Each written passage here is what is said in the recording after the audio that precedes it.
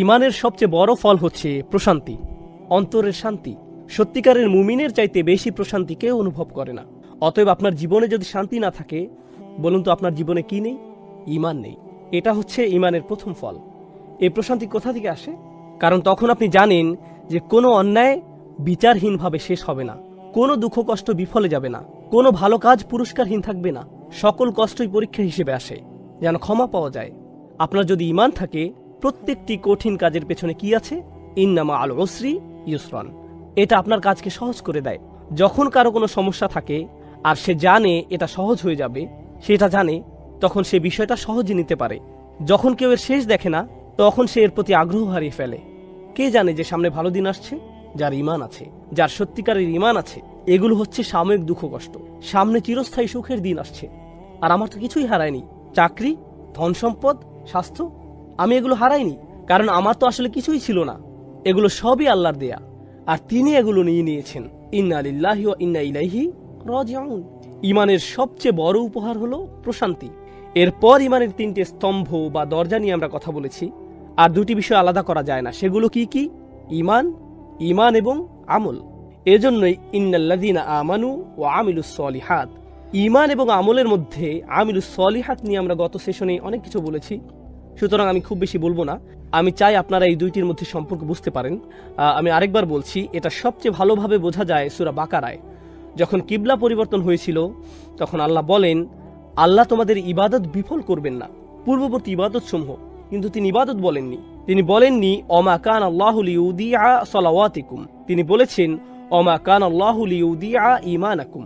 আল্লাহ তোমাদের ঈমান নষ্ট করবেন না। আমরা কি আশা করেছিলাম? সালাত, সালাওয়াতিকুম। যদিও তিনি সালাত নিয়েই বলেছেন, কিন্তু সালাতের সমার্থক হিসাবে তিনি বললেন ঈমান। তাহলে কেউ যদি সালাত না পড়ে, আপনারা শূন্যস্থান পূরণ করুন। আপনারা বলুন, তার আসলে কোনো ঈমান নেই। এটা খুবই ভয়াবহ অবস্থা। সুবহানাল্লাহ। নিশ্চয়ই এখন বুঝতে পারছেন সেই হাদিসটি যেখানে নবীজি সাল্লাল্লাহু আলাইহি সাল্লাম বেনামাজিদের জন্য খুবই কঠিন কথা বলেছেন। তাদেরকে খ্রিস্টান বা ইহুদিদের মতো করেই দেখা হবে। আপনি যখন হাদিসটি পড়বেন, আপনার মনে হবে এখানে কি নামাজের ব্যাপারে বলা হচ্ছে? এখানে এত কঠিন কথা কেন? কিন্তু যখন আপনি পুরোটা বিস্তারিতভাবে পড়বেন, তখন আপনি বুঝতে পারবেন এটা কত বড় ব্যাপার। সুবহানাল্লাহ। আর পরিশেষে এই সেশনটি ছিল সূরার উল্লেখিত 4টি বিষয়ের সম্পর্কের ব্যাপারে। শেষের 2টি শর্তের সাথে কিভাবে প্রথম 2টি শর্তের সাথে মিল রয়েছে। দেখুন, ঈমান আসলে একটি সম্পদ, আর এই সম্পদ আপনি ধরে রাখতে পারবেন যখন আপনি ভালো কাজ করতে থাকবেন। কিন্তু আপনি কি কোনো মহামানব যে বাকি সবাই ভয়াবহ ক্ষতির মধ্যে আছে আর আপনি তাদেরকে বাঁচাতে চাইছেন? কিন্তু তাদেরকে বাঁচাতে গিয়ে আপনার কোনো ক্ষতি হবে না। মনে করুন কেউ ক্ষুধার্ত আর আপনিও ক্ষুধার্ত। আপনি তাকে কিছু দিতে পারবেন না, কারণ আপনি নিজেও ক্ষুধার্ত। আপনার খাওয়ার কিছু থাকবে না। কিন্তু যদি এমন হয় যে তাদেরকে দেওয়ার মাধ্যমে আপনি আরো বেশি খাবার পাবেন, তারপরও আপনি যদি তাকে না দেন, তাহলে আপনি কতটা নিচু মনের মানুষ, আপনি কেমন মানুষ? সুতরাং আল্লাহ তাআলা আমাদেরকে এই সম্পদ দিয়েছেন। এই সম্পদ পাওয়ার পর স্বাভাবিকভাবেই আপনি কি আপনার মাকে এটা দেবেন না? আপনার বোন, আপনার ভাই, আপনার স্বামী, আপনার সন্তান, প্রতিবেশী, আপনার বন্ধু, আত্মীয়, আপনি কি তাদের মধ্যে এটা শেয়ার করবেন না? আর এই জানানোর বিষয়টি হলো অতাওয়াসাউ বিল হক। প্রথমত আমরা এইটুকু বুঝি। দ্বিতীয়ত বলবো আমরা তাওয়াসাউ বিল হক নিয়ে একটু বিশ্লেষণ করব, আর তারপর আমিলুস সলিহাতের সাথে মিলিয়ে এর অর্থ বুঝব। কারণ এই আয়াত পাঠের উদ্দেশ্য কেবল আলাদাভাবে এর উপাদানগুলো বোঝা নয়, বরং এই উপাদানগুলোর মধ্যকার সম্পর্ক বুঝতে পারাই আমাদের উদ্দেশ্য। সুতরাং আমাদেরকে এই দুটোই বুঝতে হবে। তাহলে আমরা যখন বলি তাওয়াসাউ বিল হক, প্রথমত ভাষাগতভাবে ওয়াসিয়া বা তাওয়াসি শব্দটি হচ্ছে, আসলে এটা আমরা গত সেশনে আলোচনা করেছিলাম, তাই খুব সংক্ষেপে বলতে গেলে এর মানে হচ্ছে কাউকে কোনো উত্তরাধিকার বা সম্পদ লিখে দেয়া। এভাবেই শব্দটা এসেছে। যখন আপনি কাউকে আপনার সম্পদ লিখে দেন, তখন তার প্রতি আপনার সর্বোচ্চ আন্তরিকতা আর ভালোবাসা থাকে। এমনকি আপনি তাকে কিছু উপদেশ বা ওসিয়ত করে যান, আর যা কিছু আপনি তাদের জন্য রেখে যান তা অবশ্যই তাদের কাছে খুবই মূল্যবান। তাহলে কেউ যখন তাওয়াসি করতে চায়, এই ধরনের উপদেশ করার মধ্য দিয়ে তা প্রকাশ পায়। এটা ইখবার থেকে আলাদা। ইখবার বা ইলান কিংবা তালি, যখন আপনি কাউকে কিছু বলেন কিংবা কাউকে কিছু শিখান বা কারোর সাথে কোনো ব্যাপারে আলোচনা করেন, কাউকে কিছু বলেন, এগুলো তাওয়াসি নয়। তাওয়াসি এর মধ্য দিয়ে কারো প্রতি ভালোবাসা, আন্তরিকতা প্রকাশ পায়। আপনি কারোর সাথে এমনভাবে কথা বলেন যা দিয়ে তার প্রতি সত্যিকারের উদ্বিগ্নতা প্রকাশ পায়। আর আপনার মনে হয় যেন আপনার সময় শেষ হয়ে আসছে, আপনি সব সম্পদ রেখে চলে যাবেন, আপনার খুব বেশি সময় নেই, তাহলে আপনাকে তাড়াতাড়ি করতে হবে, আমাকে এই সব কিছু তোমার কাছে বুঝিয়ে দিতে হবে, আমি এখান থেকে চলে যাওয়ার আগেই যেন তুমি সব কিছু বুঝতে পারো। এটাই হলো তাওয়াসির মর্মার্থ। এরপর বিল হাক শব্দটিকে আমরা তিনভাবে বুঝতে পারি, আর এগুলোর প্রত্যেকটি মিলেই এই পুরো বাক্যটির অর্থ বোঝা যায়। প্রথমত, এই শব্দের শুরুর বা এটাকে আমরা ক্রিয়ার বিশেষণ হিসেবে নিতে পারি। এটা একটা ক্রিয়া বিশেষণাত্মক বাক্য হতে পারে। বাংলা করলে এর মানে দাঁড়ায় তারা একে অপরকে উপদেশ দেয়, তারা তাওয়াসি দেয়, তারা একে অপরকে উৎসাহিত করে। এটা হলো সরল অনুবাদ। তারা একে অপরকে সর্বোচ্চ আন্তরিকতার সাথে উপদেশ দেয়, সত্যিকার ভাবেই, সত্যের সাথে বা সত্যের দিকে না বলে, সত্যের সাথে বা সত্যের দিকে না বলে আমি এর অনুবাদ করেছি সত্যিকার ভাবেই। আমি শব্দটিকে ক্রিয়া বিশেষণ হিসেবে নিয়েছি, অর্থাৎ যখন তারা একে অপরকে উপদেশ দেয়, তারা সত্যিকার অর্থেই সেই উপদেশটি দেয়। তারা বিষয়টিকে হালকাভাবে নেয় না বা উপদেশ দেওয়ার সময় সংকোচ বোধ করে না, এবং উপদেশ দেওয়ার ক্ষেত্রে তারা প্রকৃত অর্থে সৎ এবং আন্তরিক। অনেক সময় এমন হয়, যখন আপনি কাউকে উপদেশ দিতে যান, তাকে সত্যিটা পুরোপুরিভাবে বলার আগে আপনি দুইবার ভাবেন, কারণ আপনি তখন ভাবেন কি জানি সেটা শুনে আবার কি ভাববে। আপনি সত্যিটা জানানোর প্রতি পুরোপুরি সৎ নন। কিন্তু এখানে আমরা দেখছি যে যেহেতু এটা ক্রিয়া বিশেষণাত্মক বাক্য, বিলহাক শব্দটি হালও হতে পারে। আমরা এখানে দেখতে পাচ্ছি যেভাবে আপনি এই উপদেশটি দিবেন তা হবে পুরোপুরি সত্যিকার ও আন্তরিক। এতে আন্তরিকতা থাকবে, এতে পুরোপুরি সততা থাকবে। এটা হলো প্রথম বিষয়। বাংলা ভাবার্থ করলে বিলহাকের আরও একটি অর্থ হতে পারে সত্যের সাথে। আর এখানে আমরা বেশ কয়েকজন সাহাবীর তাফসির দেখতে পাই যারা বলেছেন সত্য বলতে এখানে, যেমন কাতাদা বলেছেন সত্য বলতে এখানে কোরআন বোঝানো হয়েছে, বা সত্য বলতে এখানে তাওহীদ বোঝানো হয়েছে, বা ওয়াহি বোঝানো হয়েছে, কিংবা রাসূল সাল্লাল্লাহু আলাইহি সাল্লামের উত্তরাধিকারকে বোঝানো হয়েছে। এ থেকে আমরা যা বুঝতে পারি তা হলো, যখন আপনি কাউকে কোনো উপদেশ দিবেন, আপনি তাকে কোরআনের মাধ্যমে উপদেশ দিবেন। অর্থাৎ যখন আপনারা একে অপরকে উপদেশ দিবেন, আপনি কিসের দ্বারা উপদেশ দিবেন? একটি আয়াতের মাধ্যমে। আপনি রাসূল সাল্লাল্লাহু আলাইহি সাল্লামের হাদিস দিয়ে উপদেশ দিবেন। এই অবস্থায় থাকলে তিনি কি করতেন? এই অবস্থার ব্যাপারে তিনি কি বলেছেন? আল্লাহ এই ব্যাপারে কি বলেছেন?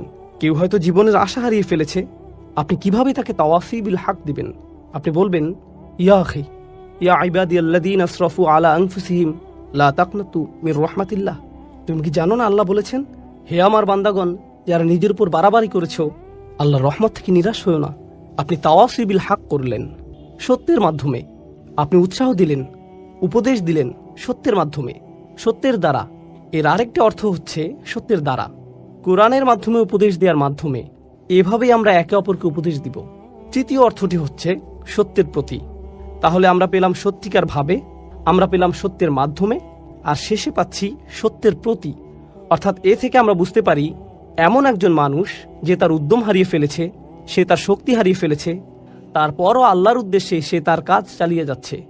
সূরা এখানে এই অংশটি আসার মাহাত্ম্য হচ্ছে, এই মানুষেরা ইতোমধ্যে ঈমান এনেছে এবং তারা ভালো কাজ করেছে, কিন্তু তাদের উদ্যম শেষ হয়ে আসছে। সুতরাং আপনাকে তাকে মনে করিয়ে দিতে হবে, দেখো তোমাকে এই সত্যের মুখোমুখি হতে হবে, আমাদের সবাইকে আল্লাহর সামনে দাঁড়াতে হবে। এই চূড়ান্ত সত্যটা ভুলে যেও না। আপনাদের একে অপরকে উপদেশ দিতে হবে, একে অপরকে স্মরণ করিয়ে দিতে হবে যে আমাদের উদ্দেশ্যটি কী ছিল। কারণ এখানে ইলা শব্দটির যে অর্থ আমরা পাই, এখানে এটার অর্থ হলো তাদের এই সকল কর্মের আসল উদ্দেশ্যের প্রতি আপনি তাদেরকে স্মরণ করিয়ে দিন।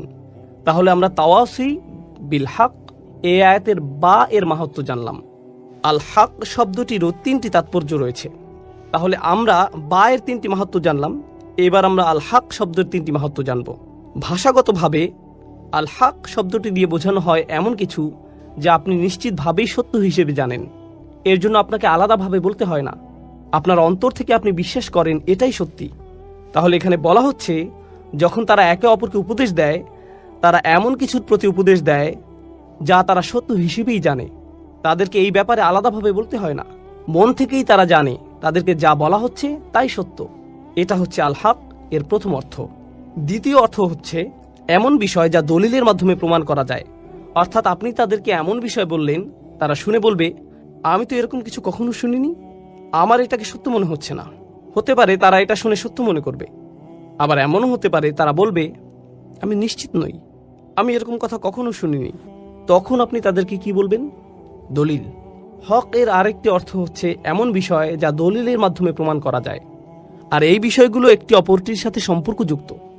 তাহলে আপনি কেমন দলিল উপস্থাপন করবেন যাতে সত্য মিথ্যার পার্থক্য করা যায়? কোরআনের মাধ্যমে। তাহলে এটা হলো দ্বিতীয় তাৎপর্য। আর তৃতীয়টি খুবই গুরুত্বপূর্ণ। আরবি ভাষায় হক শব্দটি আবশ্যকীয় কাজ বোঝাতেও ব্যবহৃত হয়। এমন কাজ যা আপনার জন্য অত্যাবশ্যকীয়, এটা অধিকার বোঝাতেও ব্যবহৃত হয়। যেমন উদাহরণস্বরূপ বলা যায়, আল্লাহ বলেছেন হুকুকুল্লাহ আর হুকুকুল ইবাদ, তাই না? আরেক জায়গায় আল্লাহ আযজা ওয়া জাল্লা বলেছেন হাক্কান আলাল মুত্তাকিন, যাদের তাকওয়া আছে তাদের জন্য এটা একটা আবশ্যকীয় কাজ। এর মানে হচ্ছে তোমরা একে অপরকে নিজেদের দায়িত্বের কথা স্মরণ করিয়ে দিবে, একে অপরকে মনে করিয়ে দিতে হবে, কারণ মানুষ প্রায়ই তাদের দায়িত্বের ব্যাপারে ভুলে যায়, তাদের কর্তব্যের ব্যাপারে উদাসীন হয়ে পড়ে। এগুলো এমন বিষয় যা তাদের অবশ্যই করতে হবে। সুতরাং তাওয়াসিউ বিল হক এর অর্থ এখানে এমন হতে পারে যে কেউ একজন স্বামী হিসেবে সংসারের প্রতি কর্তব্যে অবহেলা করছে, তখন আপনি তাকে বলবেন, ভাই তোমার দায়িত্ব আছে, তুমি এই মেয়েটিকে বিয়ে করেছো, মেয়েটিরও তোমার প্রতি অধিকার আছে। এটাও তাওয়াসিউ বিল হক। কেউ হয়তো তার বাবা মায়ের প্রতি সুবিচার করছে না, আপনি তাকে বললেন, ভাই তোমার বাবা মায়ের প্রতি কর্তব্য আছে, আল্লাহর প্রতি তোমার দায়বদ্ধতা আছে ভাই, তোমাকে অবশ্যই ঠিক সময় মতো নামাজে দাঁড়াতে হবে। ইন্না সলাতা কানাত আলাল মুমিনিনা কিতাবাম মাওকুতা, এটাও কিন্তু তাওয়াসিউ বিল হক। এর মানে হলো একে অপরকে নিজেদের দায়িত্ব ও কর্তব্যের ব্যাপারে স্মরণ করানো ও উৎসাহ দেওয়া। এই সবগুলো অর্থ সম্মিলিত হয়েছে মাত্র 3টি শব্দে, তাওয়াসি বিল হক। এই 3টি শব্দে, ইত্তাবিউ মান লা ইয়াসআলুকুম আজরান ওয়া হুম মুহতাদুন। তাদের অনুসরণ করো যারা তোমাদের কাছে কোনো বিনিময় প্রত্যাশা করে না। এটাই সরল অনুবাদ। অনুসরণ করো যে তোমাদের কাছে কোনো বিনিময় চায় না। ওয়া হুম মুহতাদুন, আর তারা সরল পথে অঙ্গীকারবদ্ধ। মুসলিমরা কোরআনের যে ধারণাগুলোকে ভুল বুঝেছে এটি তারই। কোরআন বলেছে যে তারা কোনো বিনিময় প্রত্যাশা করেনি। ভাই, আপনার প্রোগ্রামের জন্য কেন ফি নির্ধারণ করেছেন?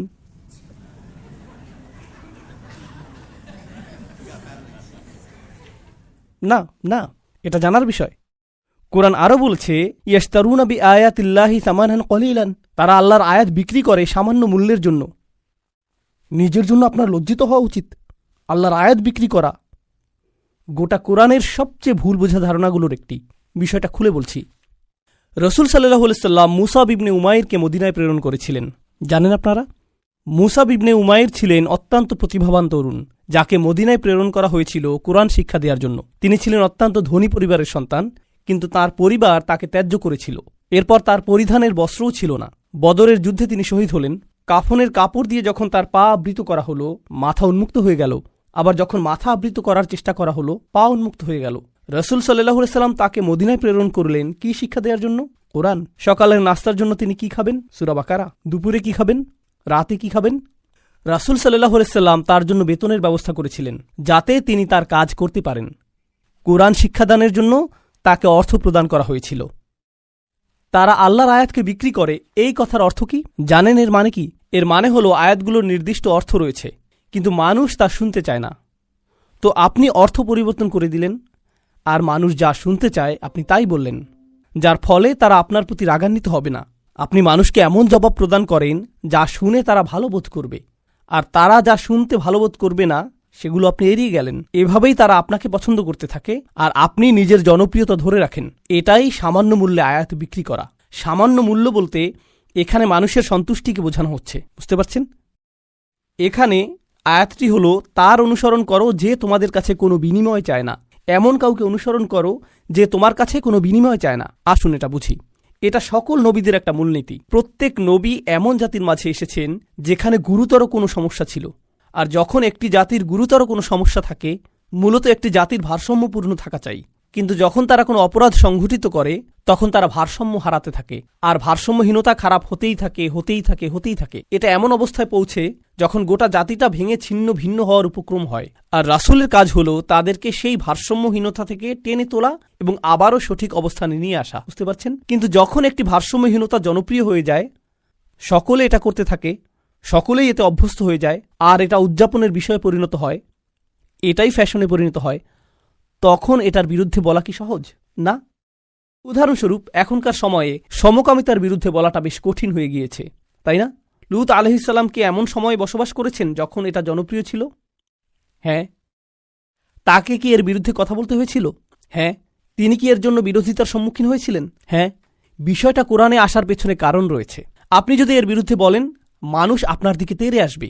লূত আলাইহিসসালামের কথা কোরআনে এজন্যই এসেছে, যখন আপনি এমন বিষয় নিয়ে কথা বলেন যাতে গোটা সমাজ আচ্ছন্ন থাকে, তারা এই বিষয়টির প্রশংসা করে, আর আপনি এর বিরুদ্ধে কথা বলেন, তখন তারা আপনার দিকে তেড়ে আসবে। এখন যদি আপনি অর্থ উপার্জন অব্যাহত রাখতে চান, অথবা যদি আপনি সেই সমাজে বসবাস অব্যাহত রাখতে চান, আপনি যদি নিরাপদ অবস্থানে থাকতে চান, তখন আপনি কোন বিষয়গুলো এড়িয়ে যাবেন? সেই বিষয়গুলো যা নিয়ে তারা আচ্ছন্ন। আপনি অন্য কোনো বিষয় নিয়ে কথা বলবেন। লূত আলাইহিসসালাম শুধু পিতামাতার প্রতি সৎ ব্যবহার নিয়ে কথা বলতে পারতেন। তিনি শুধু কথা বলতে পারতেন প্রতিবেশীর সাথে উত্তম আচরণ নিয়ে। তিনি শুধু নামাজ নিয়ে কথা বলতে পারতেন। যৌন পাপের বিষয়গুলো তিনি এড়িয়ে যেতে পারতেন, কারণ এগুলো ছিল অতি বিতর্কিত, তাই না? তিনি যদি এটা করতেন, তাহলে কি তিনি ঝামেলায় পড়তেন? না, কোনো ঝামেলা হতো না। আর প্রসঙ্গক্রমে তিনি কিন্তু এখনও ভালো কাজ নিয়েই কথা বলছেন। পিতামাতার প্রতি সদাচরণ একটি ভালো কাজ, নামাজ পড়া একটি ভালো কাজ, দানশীলতা একটি ভালো কাজ। তো কেন তাকে এমন বিষয়বস্তু বেছে নিতে হলো যা তাকে ঝামেলায় ফেলবে? আসলে এটাই একজন রাসূলের কাজ। তারা এসেছেন এই বিষয়গুলো নিয়ে কথা বলার জন্য, যা নিয়ে অন্য কেউ বলার সাহস করবে না। আর আল্লাহর পক্ষ থেকে তারা রায় দিবেন। ওয়াল কুরআনিল হাকিম। তারা আল্লাহর পক্ষ থেকে রায় দিবেন, আর এটা বারবার বারবার বারবার বারবার দিবেন। সেই সমাজের মূল্যবোধকে আক্রমণ করবেন, আর বারবার বারবার আক্রমণ করবেন। কিন্তু এক্ষেত্রে তারা পরোয়া করেননি, কারণ এই পাপ কাজগুলোর বিরুদ্ধে কথা বলতেই হবে। আর নিশ্চিতভাবেই যখন কেউ এটা করেন, কোনো বিনিময়েই তারা আগ্রহী থাকেন না, কারণ বিনিময় থেকে বঞ্চিত হওয়ার জন্য এই কাজগুলোই যথেষ্ট। মাল্লা ইয়াসআলুকুম আজরন। তাদেরকে অনুসরণ করো যাদের কোনো স্বার্থ নেই, কারণ এটা জনপ্রিয় হওয়ার পথ না, এটা ধ্বংসপ্রাপ্ত হওয়ার পথ। ওয়াহুম মুহতাদুন। তারা তাদের ব্যক্তিগত জীবনে সুপথ প্রাপ্ত, সৎ পথের প্রতি অঙ্গীকারবদ্ধ। এখন বিষয়টি বুঝুন। সৎ পথের প্রতি অঙ্গীকারবদ্ধ। রাসূলগণ ছিলেন বক্তা, কিন্তু বক্তা আর কারা আছেন? আপনারা কি সমাজের অন্য বক্তাদের কথা বলতে পারেন? স্কলাররা। ইসলামী পরিবেশের বাইরের কথা বলছি। রাজনীতিবিদরা। রাজনীতিবিদরা হলেন বক্তা, তাই না? ঠিক আছে। তো রাসূলগণ আপনাকে রীতিনীতি নিয়ে বলেন, সমাজ পরিবর্তন নিয়ে বলেন, তাই না? রাজনীতিবিদরাও কি কখনো কখনো সমাজ পরিবর্তন নিয়ে কথা বলেন? অবশ্যই। কিন্তু যখন রাজনীতিবিদরা সমাজ পরিবর্তনের কথা বলে, আমরা দেশের উন্নতি করতে চাই, আমরা জাতির উন্নতি করতে চাই, আমরা এটাকে শক্তিশালী করতে চাই, ইত্যাদি ইত্যাদি ইত্যাদি, তারপর আপনি যখন তাদের ব্যক্তিগত জীবন পর্যবেক্ষণ করেন, আপনি কি পান? আপনি পান দুর্নীতি। তো তাদের কথাগুলো অনেক উঁচু মানের, কিন্তু তাদের চরিত্র অনেক নিচু।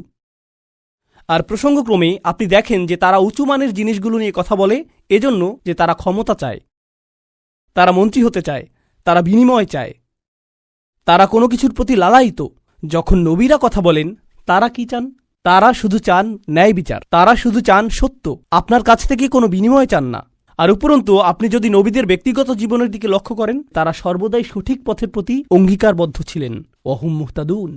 তো বাণীটি নিখুঁত এবং বাণীবাহকও নির্ভেজাল। এই ধারণাটি কি আগেও শেখানো হয়েছিল? হ্যাঁ। ইন্নাকা লামিনাল মুরসালিন আলা সিরাতিম মুস্তাকিম। আরেকবার পুনরালোচনা। কোরআন এরকমটাই করে, আয়াতগুলো পরস্পর সম্পর্কযুক্ত। এখন পরের আয়াতে অমালি, অর্থাৎ আমার কি সমস্যা হয়েছে, সেই মানুষটি এখনো কথা বলছেন, সেই রজুল, সেই আদর্শ ব্যক্তি, আল্লাহর ইচ্ছায় যার নাম আমরা কোনো একদিন জান্নাতে জানতে পারব। তিনি বলেছেন, আমার কি সমস্যা হয়েছে? লা আবুদুল্লাযী ফাতারানি। আমি কি সেই সত্তার উপাসনা করব না যিনি অস্তিত্বহীন অবস্থা থেকে আমাকে গড়েছেন? ওয়া ইলাইহি তুরজাউন। আর তোমাদের সকলকে তারই কাছে ফিরিয়ে নেওয়া হবে। এখন মালি। In Arabic we say ومالي لا أفعل التي شأنها أن يوردها المتكلم في رد على من أنكر عليه فعلا. ইবনে আশুর এটা উল্লেখ করেছেন যে যখন কেউ বলে আমার কি সমস্যা হয়েছে যে আমি এটা অথবা সেটা অথবা অন্য কিছু করব, এর অর্থ হলো কেউ তাকে বলেছে যে এই তোমার কি সমস্যা হয়েছে, তুমি কেন ধর্ম ত্যাগ করেছো, আর সে তার দিকে ফিরে এর জবাব দিচ্ছে। তো প্রকৃতপক্ষে উক্তিটি যদিও লিপিবদ্ধ হয়নি, কিন্তু তার বক্তব্যের ধরন দেখে আমরা বুঝতে পারছি এই তোমার কি সমস্যা হয়েছে, কেন তুমি এই মিথ্যা ধর্মের পক্ষে কথা বলছো। আর তিনি তার দিকে ফিরে বলছেন আমার এমন কি হয়েছে যে আমি তার উপাসনা করব না যিনি আমাকে সৃষ্টি করেছেন, আর তোমাদের সকলকেও তার কাছে ফিরিয়ে নেওয়া হবে। এটা উপলব্ধি করো যে তোমাদেরকেও ফিরিয়ে নেওয়া হবে। বাক্যটি শুরু হয়েছে আমার কি সমস্যা হয়েছে এটা দিয়ে, শুরু হয়েছে তাকে দিয়ে, আর বাক্যটি শেষ হয়েছে তোমাদের সকলকে তার কাছে ফিরিয়ে নেওয়া হবে। তো তিনি কাকে দিয়ে শুরু করেছেন? নিজেকে দিয়ে। আপনি যদি মানুষের সাথে একাত্ম হয়ে গিয়ে এই বাণী তাদের কাছে প্রচার করতে চান, আপনাকে নিজের সম্পর্কে অনেক কিছু স্বীকার করতে হবে। মানুষকে আপনার এটা বলার সক্ষমতা থাকতে হবে যে তোমরা সমস্যার সম্মুখীন হবে। আমি যদি কাউকে পরামর্শ দিই ভ্রমণ সম্পর্কে, আপনি এই এয়ারলাইন্সে না গিয়ে অমুক এয়ারলাইন্সে যান। আমি যদি এমনটা বলে শুরু করি যে ভাই আমি এই এয়ারলাইন্সে গিয়েছিলাম, তারা এত বেশি দেরি করেছিল, তারা আমার লাগেজ হারিয়ে ফেলেছিল, অমুক এয়ারলাইন্সে যান, এটা কি পরামর্শটিকে বেশি আবেদনময় করে তুলছে? কারণ আপনি নিজের কথা প্রথমে বলেছেন, আর যেহেতু আপনি কোনো একটি অভিজ্ঞতার শিকার হয়েছেন, এখন আপনি ঐকান্তিকভাবে তার কল্যাণের জন্য তার কাছে আসছেন। কিন্তু যদি আপনি তার কাছে গিয়ে বলেন হে তুমি এই এয়ারলাইন্সে যাচ্ছ, তুমি একটা স্টুপিড, এটা কি এমন ব্যবহার যার ফলে মানুষ রাজি হবে?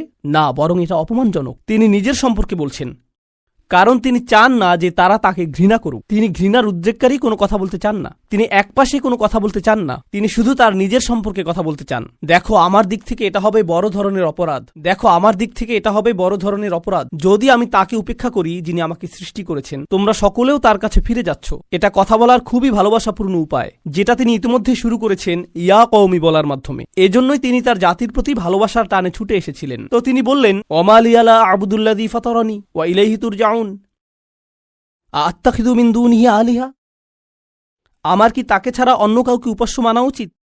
ইউরিদনির রহমানু বিদুররিন, যদি আর রহমান বা অবিশ্বাস্য রকম দয়ালু সত্তা সিদ্ধান্ত নেন যে কোনো ক্ষতি নেমে আসবে, লা তুগনি আন্নি শাফাআতুহুম শাইআ, অন্য সকল মিথ্যা উপাস্য মিলে আমাকে মুক্ত করতে সক্ষম হবে না।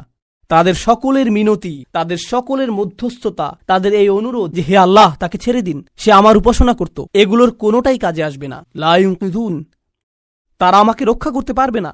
যদি আল্লাহ আমার প্রতি অসন্তুষ্ট হন, এই সব প্রতিমা আমাকে পরিত্রাণ দিতে পারবে না, এই সব পৌরাণিক উপাস্যগুলো আমাকে রক্ষা করতে পারবে না। কেন আমি অন্য কারো কাছে যাব? জানেন তিনি এখানে কি করছেন? তিনি তাদের ধর্মের সমালোচনা করেছেন, তাই না? কারণ তারা অন্য উপাস্যে বিশ্বাস করে। কিন্তু এভাবে না বলে যে তোমাদের কি সমস্যা, কেন তোমরা এই সকল উপাস্যে বিশ্বাস করছো, তারা তোমাদের রক্ষা করতে পারবে না, এর পরিবর্তে তিনি বললেন কিভাবে আমি এই সকল উপাস্যে বিশ্বাস করতে পারি? তারা আমাকে সাহায্য করতে পারবে না। কাকে? আমাকে। আমি শুধু আমার নিজেকে নিয়ে চিন্তিত। আত্তাখিযু মিন দুনিহি আলিহা ইন ইউরিদনির রহমান, যদি আর রহমান আমার উপর কোনো ক্ষতি নামানোর সিদ্ধান্ত নেন। প্রথমত তিনি আমি সর্বনামটি ব্যবহার করেছেন, কারণ এখন তিনি তাদের মূর্তিগুলো নিয়ে কথা বলবেন। আপনি অন্য মানুষের ধর্ম নিয়ে কথা বলতে পারেন যতক্ষণ এটা আপনার সাথে প্রাসঙ্গিক হয়। কেন এটা আপনার কাছে যুক্তিসঙ্গত মনে হয় না? তাদের সম্পর্কে না, বরং আপনার সম্পর্কে। এই জিনিসটা আমার কাছে যুক্তিসঙ্গত মনে হয় না, এই জিনিসটা আমার সাথে যায় না, এটা আমি আমার নিজের জন্য সঙ্গতিপূর্ণ মনে করি না। কেন আপনি এভাবে কথা বলবেন? কারণ আপনি এটাকে আত্ম অহংকারের প্রতিযোগিতায় পরিণত করতে চান না। এখানে দ্বিতীয় বিষয়টি হল আর রহমান, যদি আর রহমান অকল্যাণ দেওয়ার সিদ্ধান্ত নেন, তারা আমাকে রক্ষা করতে পারবে না। দাঁড়ান, আর রহমান শব্দটির অর্থ কি? যিনি অকল্যাণ দেন। এর অর্থ কি? আর রহমান অর্থ যিনি দয়ালু, যিনি যত্ন করেন, যিনি ভালোবাসা প্রদর্শন করেন। তো কেন তিনি বলছেন যে আর রহমান যদি কোনো অকল্যাণ করতে চান? আর রহমান শব্দটি এবং ক্ষতি শব্দটি একে অপরের সাথে যায় না, তাই না? তারা একসাথে যায় না। জানেন তিনি তাদেরকে কি বলেছেন? তোমরা আর রহমানকে নিয়ে এর আগে উপহাস করেছ। তোমরা বলেছ মা আনজালার রহমান মিন শাই, আর রহমান কোনো কিছু প্রেরণ করেননি। তারা ইতিমধ্যেই এই নামটি ব্যবহার করেছে। তার নাম অবিশ্বাস্য রকম ক্ষমাশীল এবং অত্যাধিক ক্ষমাশীল, কিন্তু এর অর্থ এই নয় যে তার অকল্যাণ সাধন করার ক্ষমতা নেই। আপনি তার নাম থেকে সুযোগ নিতে পারবেন না, আর ভাবতে পারবেন না যে কোনো কিছুই হবে না। আরে ভাই, আল্লাহ মহান, কোনো সমস্যা হবে না। কিছু মানুষ আল্লাহর সাথে আপোষ মীমাংসা করতে চায়। আমি আল্লাহর জন্য এত কিছু করি, আমি যদি সামান্য কয়েকটি বিষয় কখনোই না করি, এতে কোনোই সমস্যা নেই। আল্লাহর এটা বোঝা উচিত। আসলেই তার বোঝা উচিত। এমনভাবে কথা বলছেন যে তিনি এটা বুঝেন না। আপনি কি আল্লাহ সম্পর্কে এভাবে কথা বলার অবস্থানে রয়েছেন? হ্যাঁ, কারণ তিনি আর রহমান। ওকে, তাহলে দেখা যাবে এজন্যই আপনি কোরআনের সবচেয়ে কঠোর আয়াতগুলোর মধ্যে আর রহমান শব্দটি পাবেন, যাতে আপনি এই বিষয়টি বুঝে নিতে পারেন যে অবিশ্বাস্য রকম ক্ষমাশীল হওয়ার গুণটি তাকে ন্যায় বিচার থেকে বিরত রাখবে না এবং তার কর্তৃত্বকেও খর্ব করে না। আর প্রসঙ্গক্রমে এই আয়াতে তিনি আসলেই আর রহমান। কেন জানেন?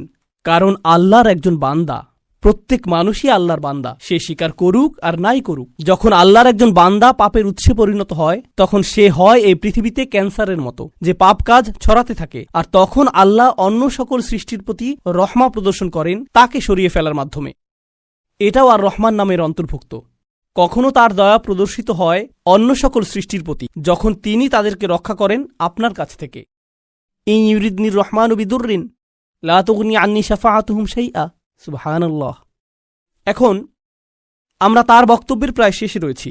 ইন্নী ইযাল্লা ফি যালালিম মুবিন। যদি এমনটাই হয়, যদি আমি আল্লাহ ছাড়া অন্য কারো উপাসনা করি, যদি আমি অন্য উপাস্য গ্রহণ করি, তাহলে আমি সুস্পষ্ট বিভ্রান্তিতে পড়ে যাব, আমি সম্পূর্ণরূপে বিভ্রান্ত হয়ে যাব। তিনি বিভ্রান্ত নন, তিনি বলছেন তোমরা সবাই বিভ্রান্ত, কিন্তু তিনি তাদেরকে আঘাত করতে চাইছেন না।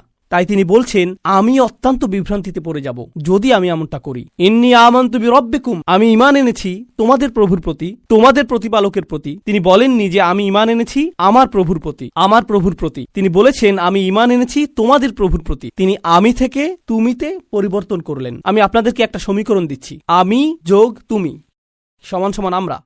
আমি যোগ তুমি সমান কি? আমরা। তো তিনি শুরু করেছেন আমি দিয়ে, তিনি যাচ্ছেন তুমিতে, কারণ তিনি এর দ্বারা কি বোঝাচ্ছেন? আমরা পৃথক নই। আমি চাই আমরা সবাই যেন সুখী হই, আমি চাই আমরা সবাই যেন আল্লাহর কাছে পরিত্রাণ পাই। এটা আমি বনাম তোমরা নয়, এটা আমি এবং তোমরা। দাওয়াতি কাজ মানে প্রতিপক্ষ নয়, এর অর্থ বিতর্ক নয়, এর অর্থ যুক্তিতর্ক নয়। আমরা এটাকে এগুলোতে পরিণত করেছি। আমি একটি দাওয়াতি